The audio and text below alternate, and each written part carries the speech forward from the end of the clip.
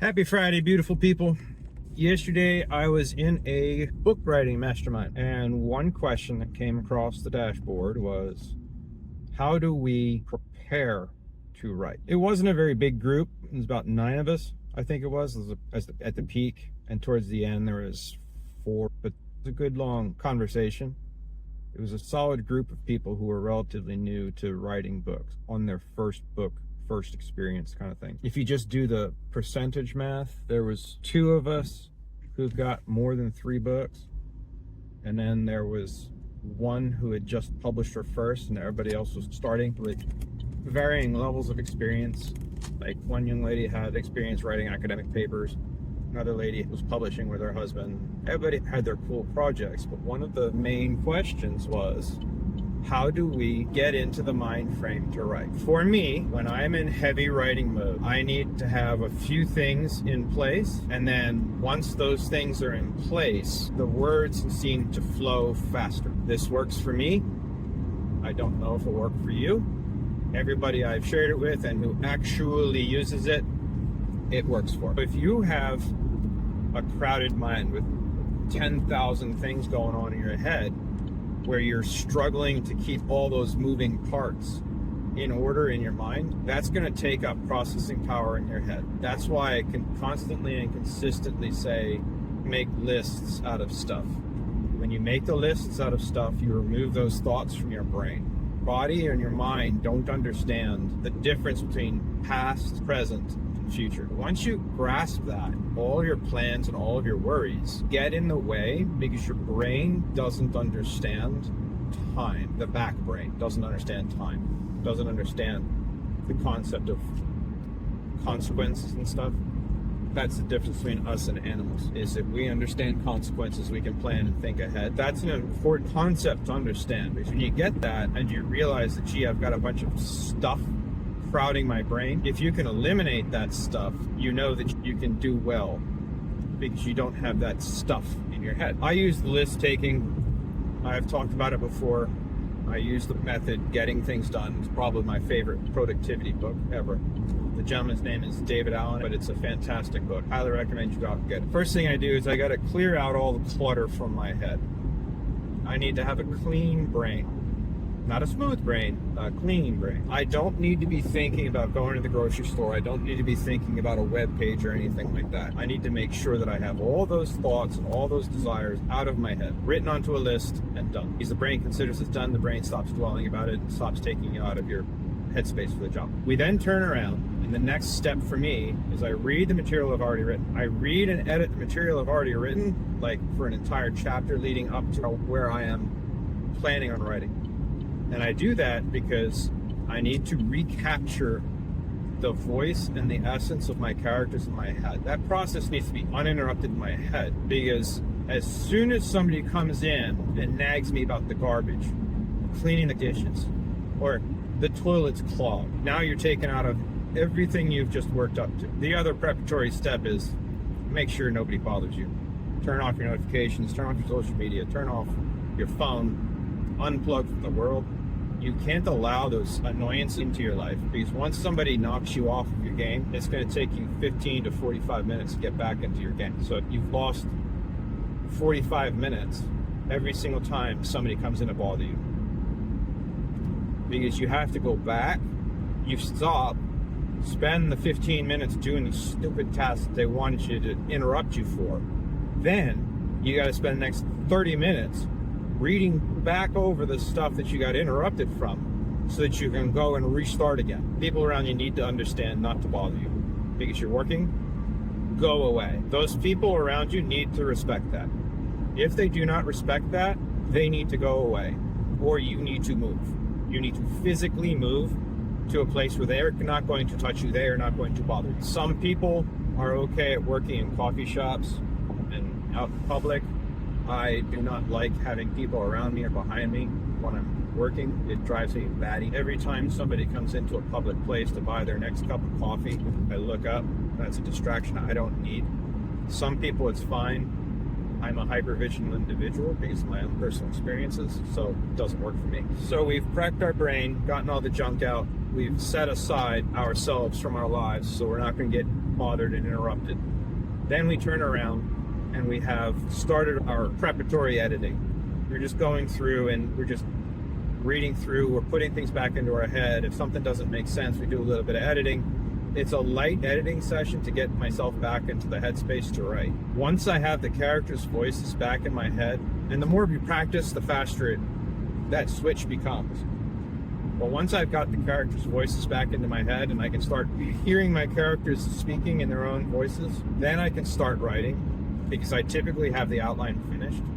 And I know that, okay, this character needs to say, this is where we are, this is where we need to go, this is how I'm going to get there through this chapter. I've described it before as each chapter is a string of pearls. It's a pearl on a string of pearls, and the string of pearls constitutes your full book, chapter after chapter. The image that I capture in the outline, when I write my outline, I write to capture an image. By capturing an image in the outline, I can recall that image in my head and say, oh yeah, this is what I want to describe. That image being 1,000 words, 2 or 3 images per chapter on the outline gives me a 2,000 to 3,000 word chapter, easy peasy. When I'm in that chapter, that is where I am. That's why the disruptions and the disturbances are so catastrophic, because every single time somebody comes in to bother you, it resets all of your work. And I don't care what you think and how good you think you are at multitasking. Your brain cannot handle that many conversations and that many distractions. Every single time that I have had a conversation with somebody and they have complained about being incapable of getting down the road for their book, for their work, every single time it eventually comes out, they got 10,000 things going on, they're so distracted that they set aside the time. So they never sit down and finish the grind. And that grind being the 2,000, 4,000, 8,000 words in the day that you need to do. And the only way that you get to do that is by uninterrupted time that you have with the characters in your head. Here's the caveat. When you are writing for a technical, business-based, biography-based, interview-based kind of writing, that is a different kind of writing. You're going to be able to quickly and easily express that because you're not having those conversations in your head. When you're having those conversations in your head, it's going to be very difficult to have that multiple characters having a conversation. When I'm writing a book about business, when I'm writing a book about a topic that I'm an expert in, it happens quickly. I very quickly can take that information and I can just babble it out. I've said it in a prior video. Every hour that you speak is going to produce between 9,000 and 11,000 words, depending upon how fast you speak. When you dump that recording into your transcript program, you're probably going to wind up with about 10,000 words. If you have a normal human-paced conversation, it's about 10,000 words, just between two adults who know their topic, who know their questions. And it's just the way the math works. If you're in a technical side of a book, just talk about it. Write down your questions and then talk about your technical side. That's why technical writing, and that's why biographies and nonfiction kind of stuff is so much faster and easier than making up a story from whole cloth. When you're making a story from whole cloth, you're basically exploring an environment that doesn't exist anywhere outside of your head. You're creating a whole new world. That's partly why I enjoy the process so much, is because I'm creating the whole world. It's like the ultimate Lego kit experience.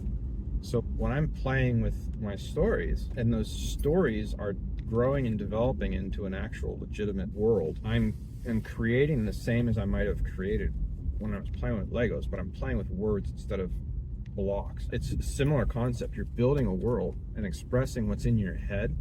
You're expressing it with words instead of colored bricks. So that's the 4 steps that are important. You got to clear your brain.